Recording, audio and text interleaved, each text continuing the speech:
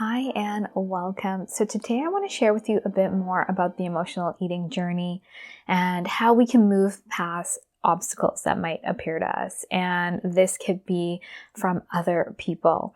So if you're new here, welcome. My name is Michelle. I'm a certified holistic nutritionist and emotional eating expert.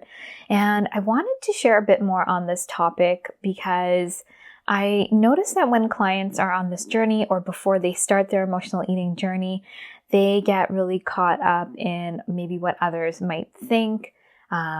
Will they have approval? And I want to share with you that when I was going through my emotional eating journey and I was sort of really, the ball was rolling, I was not as triggered, and I was really able to start nourishing my body and listen to its hunger cues.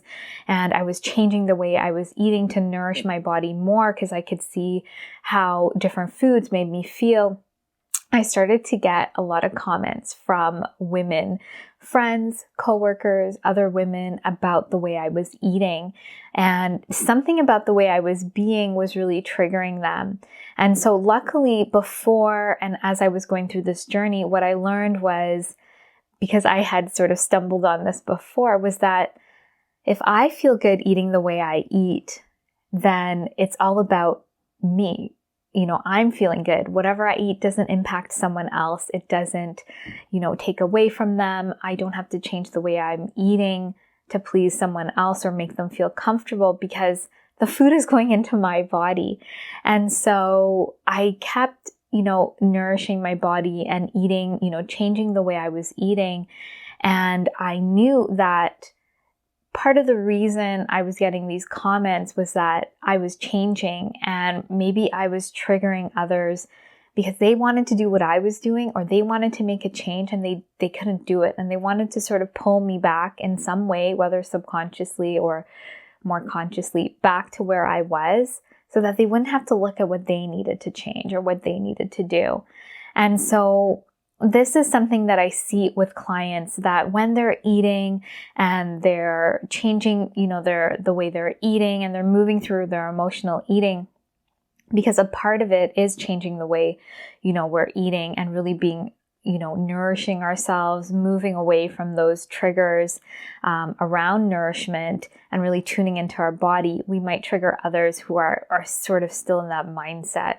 And so what I've seen in clients is that they can get derailed. They start thinking, am I on the right track? I don't want to make someone else feel badly. I don't want to, upset someone else. And so what happens is that when we are emotional eaters, what I find with a lot of my clients, they tend to be people pleasers. They want everyone to feel good. They don't want others to feel triggered. And so in the past, this would have also pulled them back into their old behavior. And so they might be afraid that if they change and they're changing the way they're eating and now they're getting these comments that, that kind of pushes them back into emotional eating, back into their pattern.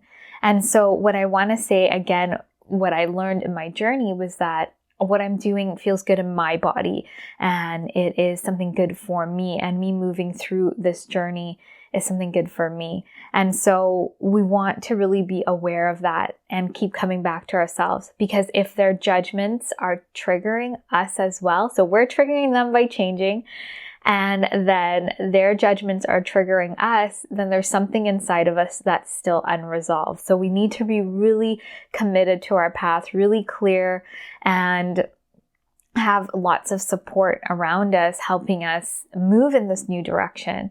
And so this is something that I see that's important, having community, having support, having a container. When I was first starting out on this, I remember reading this book saying, you will only be as successful as the people around you. So you want to have others that are supporting you in this new direction. And at that time, I didn't have a lot of support. I had to really kind of create that internally. But now with clients, they have me, they have a community, they have a plan, and they can really move forward. So they have that support helping them move forward. And so that's the interesting thing about change and transformation, is that there's that internal change that needs to happen, and then it impacts others around us. But the beauty of it is that you're becoming more and more of who you are. And when you're doing that, those who judge you and can't support you, you'll find those that accept you. So as you're changing and transforming, you will find those that accept you and want to help you move forward in this growth and want to help you feel better and feel good in your body. And they won't judge you, and it won't matter what you're doing. They will just be there with you. And that is sort of an amazing byproduct. It's also an amazing place to start standing up for yourself, having boundaries about just simply saying, this makes me feel good, and leaving it there. What others are feeling is their own sort of thing to feel and to process and work through. And so I think I mentioned this as emotional eaters, and what I find with a lot of my clients, they're people pleasers. And so they don't want others to feel bad, and this can derail them. And so this is a great opportunity to really create those boundaries, to create that space to say, this is what feels good for me.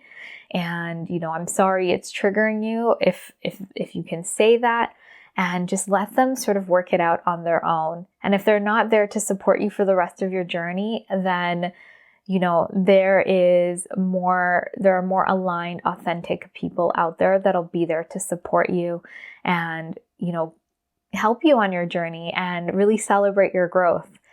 And so, this is something that I see, and it's important to create for my clients, is that support, and they're on the right track, and they have a plan to follow, and they have guidance and coaching, so that I can see when they come in and they have these different issues coming up, that we can really help them move forward. And so, I just wanted to say that this is something that does come up as we're growing. There can be judgment because others don't want us to change, because when we're the same, it's familiar, it feels more safe to them. But it can also just be triggering them into seeing that they might need to change and evolve as well. And so they're just kind of trying to control you in a sort of subtle way, so that they don't have to look at their own stuff.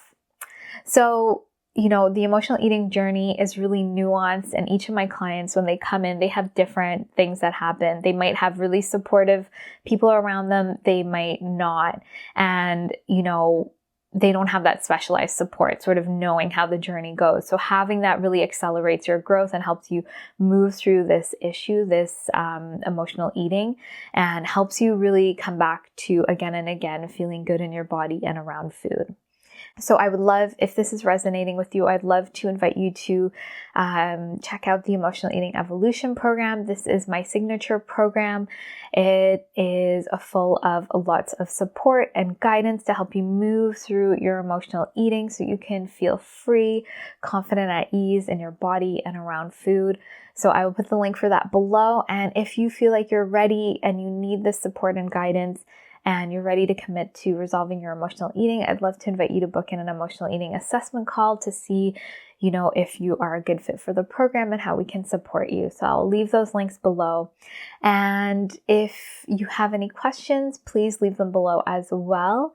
And I just want to say thank you so much for tuning in. Please be sure to like and subscribe if you haven't, and I look forward to sharing more with you, and I hope you have a great day.